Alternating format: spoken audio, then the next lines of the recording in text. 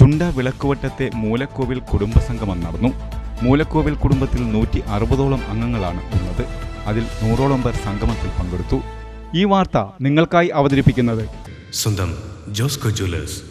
ഇനി സംശുദ്ധമായ സ്വർണം ചെറുപുഴയിൽ. ചുണ്ട വിളക്കുവട്ടത്തെ മൂലക്കോവിൽ കുടുംബസംഗമം നടന്നു.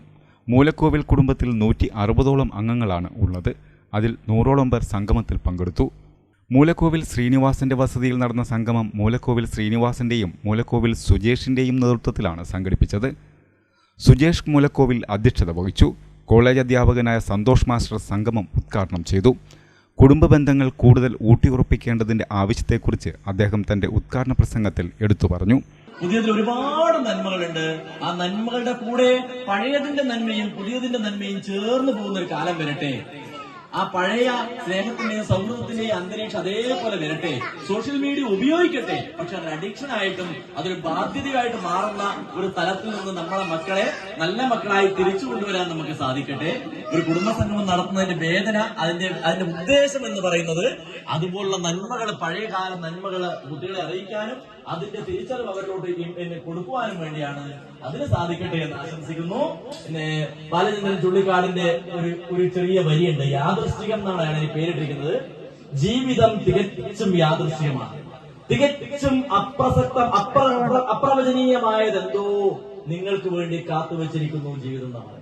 ജീവിതം തികച്ചും യാദൃശ്ചികമാണ്, തികച്ചും അപ്രവചനീയമായതെന്തോ ഒന്ന് നിങ്ങൾക്ക് വേണ്ടി കാത്തുവച്ചിട്ടുണ്ട്. അപ്പൊ എപ്പോഴാണ് നമ്മൾ ഇവിടുന്ന് പോകേണ്ടി വരിക എന്നറിയില്ല. സമാധാനത്തോടെ സന്തോഷത്തോടെ ജീവിക്കാൻ പറ്റുന്ന കാലം ജീവിക്കുക.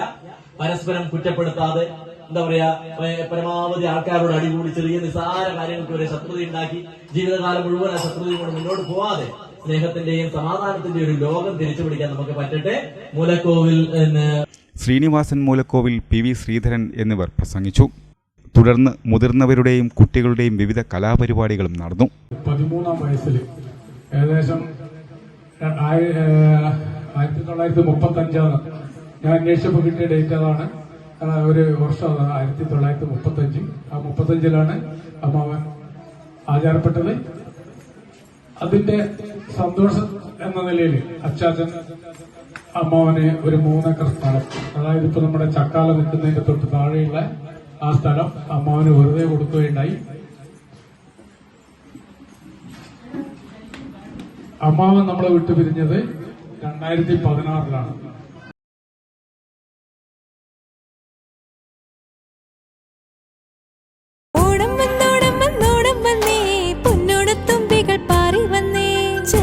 വീട്ടിലെ പട്ടിന്റെ ചേലുകൾ തുമ്പപ്പുമേയില് പൂത്തു നിൽക്കുന്നേ. ആവണിയിൽ മാനത്ത് നെയ്യുന്ന ആടകൾ ശോഭികയിൽ പൂവണിയും പൊൻപസമെല്ലാം. ശോഭിക വെഡിങ്സ്, കോഴിക്കോട്, കാഞ്ഞങ്ങാട്, കൊയിലാണ്ടി, കുറ്റിയാടി, നിലമ്പൂർ.